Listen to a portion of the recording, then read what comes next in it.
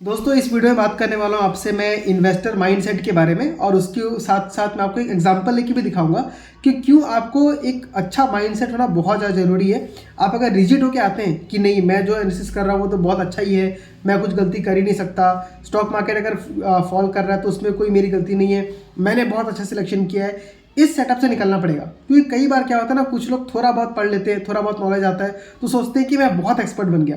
अब जैसे Zaggle prepaid के बारे में मैंने एक वीडियो बनाया और उससे बताया मैंने कि उसमें क्या क्या प्रॉब्लम हो सकता है और मार्केट अगर फॉल कर रहा है, अगर इन्वेस्टर्स उसको रिवार्ड नहीं कर रहे तो उसके पीछे का पॉसिबल रीजंस क्या हो सकता है, उसके ऊपर मैंने वीडियो बनाया।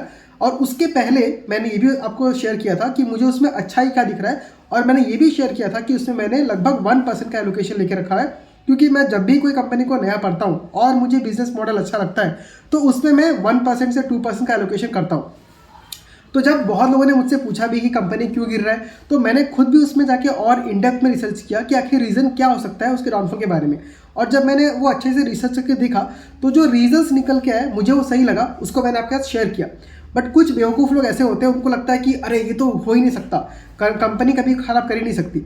अब मैंने जो उसके बारे में जो पॉइंट बताया कि उनका जो एक्विजिशन कॉस्ट जो है, जो इंसेंटिव देना पड़ता है। अब सिंपल सी बात है ना, आप लॉजिक लगा के देखिए कि अगर अगर मेरे मान लीजिए आपको मैं सामान बेच के अगर मैं 1 रुपये कमा रहा हूँ और उसके बदले मुझे आपको वापस 67 रुपीज़ देना पड़ रहा है, तो ये तो मेरी नेगेटिव चीज़ है ना, फिलहाल नेगेटिव चीज़ है।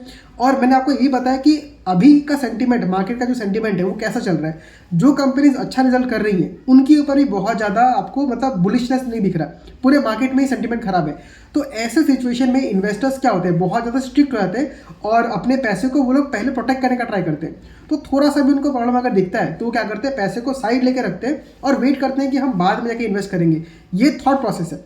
अब ये कोई गलत तो है नहीं, क्योंकि अगर आपने कोई स्टॉक को रिसर्च किया है तो कोई ज़रूरी नहीं है कि स्टॉक ऊपर ही भागेगा, या आप कोई जरूरी नहीं कि आपने स्टॉक रिसर्च कर लिया तो आपने एकदम एक्सपर्ट रिसर्च कर दिया कंपनी अच्छा बन ही जाएगा। आपको उसके प्रॉब्लम्स को भी ध्यान में रखना पड़ेगा।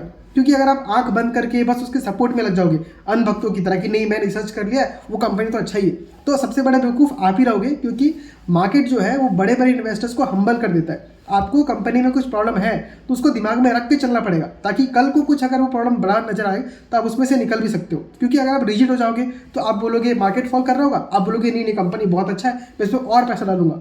दोस्तों मैंने हर बार सिखाया आपको कि स्टॉक मार्केट में एलोकेशन बहुत इंपॉर्टेंट होता है। आप भले कितना बुलिश क्यों ना हो जाए किसी एक स्टॉक के ऊपर, अगर आपको सही तरीके से पैसा बनाना है तो उसमें आपको एक सर्टेन लिमिट के ऊपर अगर आप जाते हो तो आप बहुत ज़्यादा रिस्क ले रहे हो, आपका पोर्टफोलियो बहुत ज़्यादा रिस्की हो सकता है। तो यही बात मैं इसमें जैगल प्रीपेड में बता रहा था, बट एक बेवकूफ़ आदमी को जिसको टैग किया मैंने वो यहाँ पे आके अनसन बोलने लग गया। अब मेन बात क्या है, कंपनी ने गाइडेंस दिया है कि हम लोग का जो एक्विजिशन कॉस्ट जो 67% है वो घट के 50% पे आएगा। अगेन पॉजिटिव चीज़ है, ये बात मैंने पिछले वीडियो में डिस्कस किया हुआ है। बट वो जो 50% आने वाला है उसमें आपको लग जाएगा 5 साल। तो अब आप मुझे बताएं एज ए इन्वेस्टर आप क्या करोगे, आप बोलोगे उसको एक मौका दे सकते हो कि ठीक है मैं भाई देख सकता हूँ, या आप उसमें निकल के चले जाओगे। ये कोई बहुत अच्छा चीज़ तो कंपनी नहीं बोला कि हाँ मैं बहुत खुश हो गया। अगर कंपनी ये गाइड करती कि मैं इसको जल्दी में कर सकता हूँ या मेरे को थोड़ा और अच्छा इंप्रूवमेंट दिखा सकता हूँ, तब थोड़ा बुलिशनेस मिल के आता। तो आपको कभी भी स्टॉक में अगर देखना है तो दोनों साइड को मिला के देखिए, एकदम पागल मत होइए कि इस आदमी ने उसके अगेंस्ट में कैसे बोल दिया, बहुत बड़ा बेवकूफ़ी है। और एक बात ये है कि हमको सिर्फ एक ही स्टॉक से पैसा नहीं कमाना है भाई, हमको पैसा कमाना है किसी भी स्टॉक से। मतलब जो स्टॉक हमको पैसा बना के दे वो हमारे लिए अच्छा है।